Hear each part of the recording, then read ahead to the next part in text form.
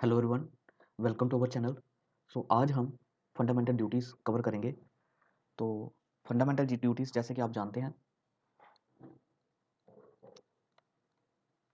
Fundamental duties तो ये किस पार्ट में मेंशन किया गया है इसको, फंडामेंटल ड्यूटीज़ को? पार्ट 4। और कौन सा आर्टिकल डील करता है फंडामेंटल ड्यूटी के साथ? Article number 51A। तो ओरिजिनली जो था कॉन्स्टिट्यूशन में ये मेंशन नहीं थे। It was not mention in original constitution, not mention in original constitution. तो इसके लिए क्या किया गया?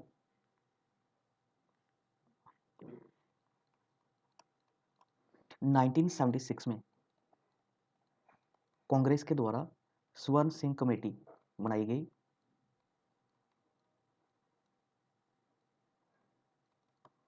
तो स्वर्ण सिंह कमेटी के अकॉर्डिंग 8 फंडामेंटल ड्यूटी जो थी वो बताई गई थी, लेकिन 42nd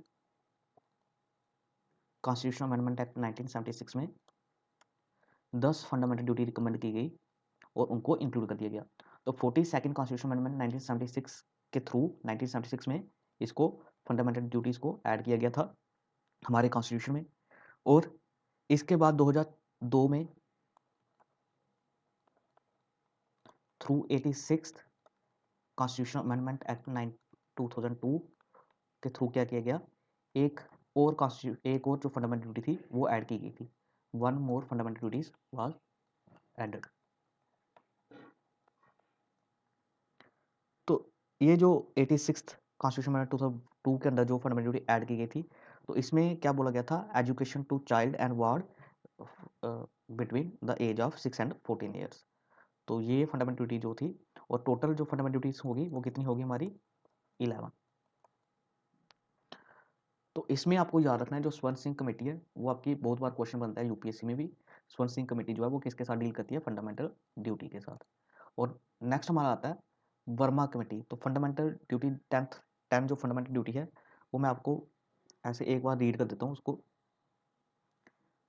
आर्टिकल 51A के अंदर जो 10 फंडामेंटल ड्यूटीज आती हैं, तो सबसे पहली जो है वो क्या है? To abide by the constitution and respect its idols and institutions, the national flag and national anthem।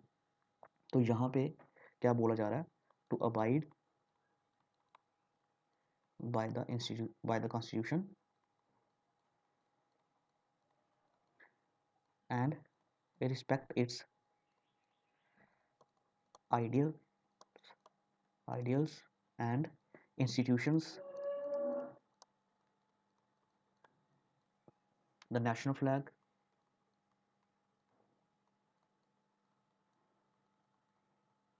and the national anthem and the national anthem। इसमें आपको रट्टा मारने की जरूरत नहीं है। आपने अगर एक बार इसको रीड किया होगा तो आपको याद रहेगा।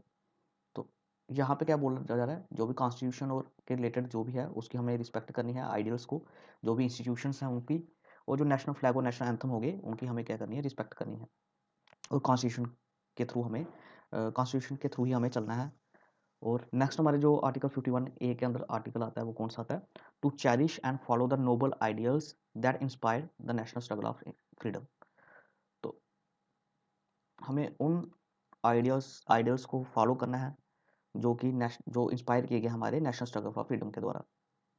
तो ये to cherish and follow the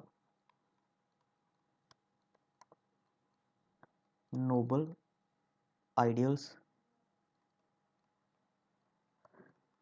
that inspired national struggle for freedom. Next हमारा आता है to uphold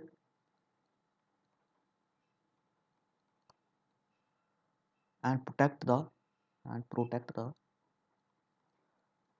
सोवेरेनिटी, unity and integrity.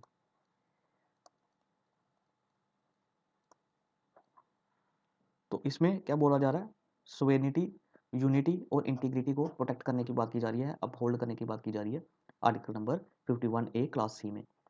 तो क्लास डी जो आता है वो क्या है, to defend country and render national service. मैं ये सीधा आपको शॉर्टकट में लिख देता हूँ, to defend the country and render national service, render national service. Next हमारा आता है to promote harmony and spirit of common brotherhood. तो यहाँ पे क्या, common brotherhood, spirit of common brotherhood को प्रमोट करने के लिए बोला जा रहा है। amongst all people of religion, transcending religious, linguistic, regional or sectional diversities, and to renounce practices derogatory to the dignity of women। तो साथ में क्या बोला जा रहा है, ऐसी प्रैक्टिसेस को रिनाउंस करना, to renounce practices derogatory to women, to the dignity of women। तो जो वुमेन की डिग्निटी को, अगर ऐसी कोई प्रैक्टिसेस है जो क्या करती हैं, उनकी डिग्निटी को हर्ट करती हैं, तो उनको हमें क्या करना है, उन प्रैक्टिसेस को छोड़ देना है। Dignity of woman. नेक्स्ट हमारा आता है to value and preserve rich heritage of the country. तो रिच हेरिटेज को प्रिजर्व करने के लिए बोला जा रहा है, इसमें रिच हेरिटेज को प्रिजर्व करने के लिए बोला जा रहा है क्लॉज एफ में। क्लॉज जी में to protect and improve natural environment. तो यहाँ पे नेचुरल इन्वायरमेंट को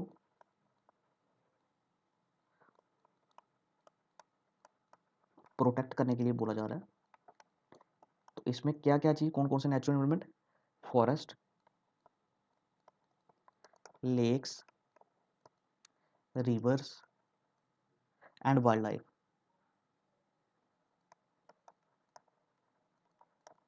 and to have compassion for living creatures. तो ये आपको पॉइंट थोड़े याद रखने हैं, क्योंकि कई बार क्वेश्चंस आ जाते हैं इसमें कि आपको सीधी स्टेटमेंट दी गई हो ये वाली, और आपको पता होना चाहिए कि इस स्टेटमेंट में कौन कौन सी चीज़ें जो हैं वो प्रोटेक्ट करने के लिए बोली गई हैं। नेक्स्ट हमारा आता है क्लॉज एच, जिसमें क्या बोल जा रहा है, to develop scientific temper, humanism and spirit of inquiry and reform. तो यहाँ पे साइंटिफिक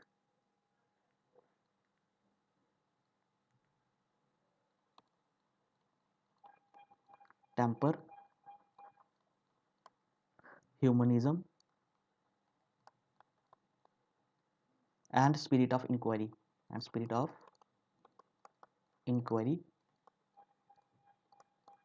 और रिफॉर्म के बारे में बात की जा रही है।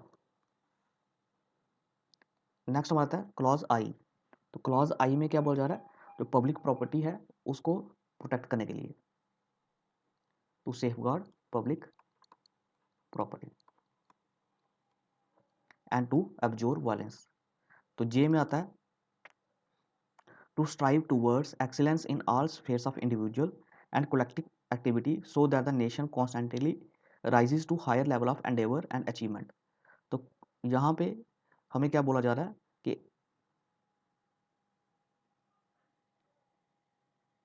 हमें ऐसी एक्टिविटीज़ में जो है एक्सीलेंस जो है वो करनी है, जिसमें जो है हमारा जो नेशन है वो क्या करे, कॉन्स्टेंटली जो है वो राइज करे। तो यहाँ पे क्या बोला जा रहा है, to strive excellence, to strive excellence in all sphere of individual, in all spheres of individuals and collective activities, individual and collective activity, so that the nation constantly rise, so that the nation constantly rise। तो ये simple था।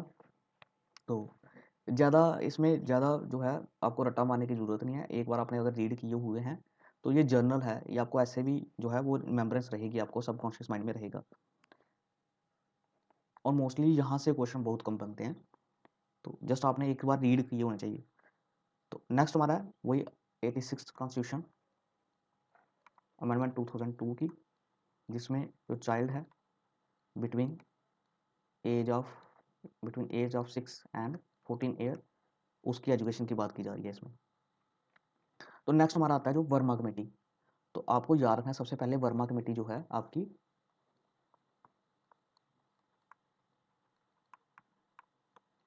Fundamental duties के related है। और fundamental duties कैसे related है इसके साथ, इसमें ऐसे आइडेंटिफाई किए गए हैं legal provision, identified legal provisions that implement the fundamental rights, identify legal provision for implementation of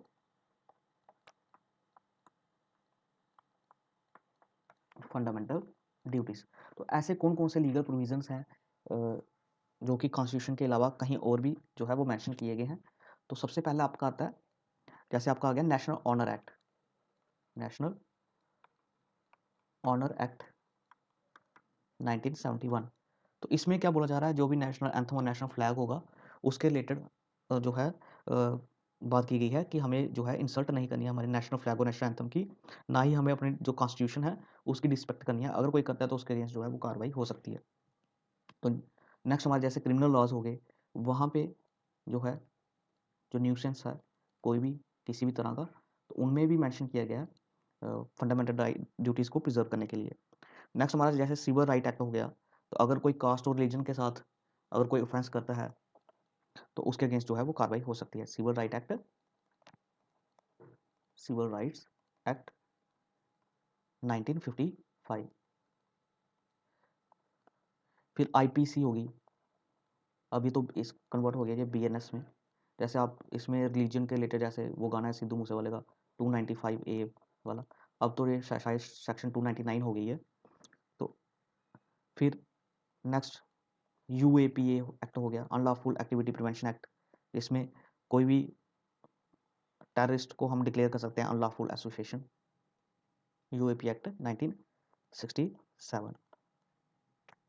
तो फिर इसके बाद हमारा हो गया रिप्रेजेंटेशन ऑफ पीपल एक्ट, जिसमें अगर कोई डिस्क्वालिफिकेशन कर सकते हैं हम, अगर कोई पर्सन जो है कोई एमपी एमएलए जो है वो अगर एनमिटी जनरेट करता है on the basis of religion, caste, जहाँ लैंग्वेज के रिलेटेड, रेस के रिलेटेड, तो उसके अगेंस्ट हम क्या कर सकते हैं, उसको डिस्क्वालीफाई कर सकते हैं। Representation of people act 1951। इसके बाद हमारा आ गया वाइल्ड लाइफ प्रोटेक्शन एक्ट 1971, जिसमें हमने बात की थी नेचुरल इन्वायरमेंट को प्रिजर्व करने के लिए फंडामेंटल ड्यूटीज़ में, तो वो आप वाइल्ड लाइफ प्रोटेक्शन एक्ट 1971 के थ्रू कर रहे हो। इसके बाद फॉरेस्ट कंजर्वेशन एक्ट ऑफ 1980 की जो फॉरेस्ट हैं उनको बचाया जा सके, उनका नॉन फॉरेस्ट यूज ना के लिए पर्पस के लिए ना यूज़ हो, फॉरेस्ट कंजर्वेशन एक्ट 1980।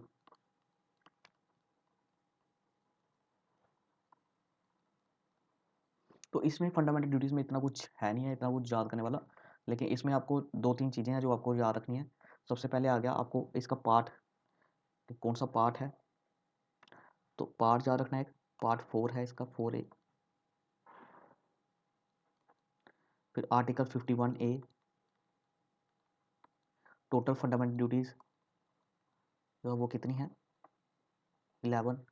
आपको 42nd कॉन्स्टिट्यूशन अमेंडमेंट एक्ट 1976 याद रखना है।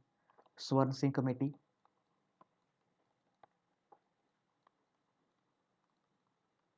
और वर्मा कमेटी, ये याद रखनी है। इसके बाद 86 कॉन्स्टिट्यूशन अमेंडमेंट एक्ट 2002, ये याद रखना है। तो आपको ये जरूरी नहीं है कि पूरी लीगल जो लीगल वर्ड्स हैं वो याद रखने की ज़रूरत है, जस्ट आपको पता होना चाहिए कि कौन कौन सी चीज़ें जो हैं वो मेंशन की गई हैं इन फंडामेंटल ड्यूटीज़ में, तो उतना भी बहुत है। सो आज के लिए बस इतना ही। Thanks for watching our lecture, please subscribe and share our video.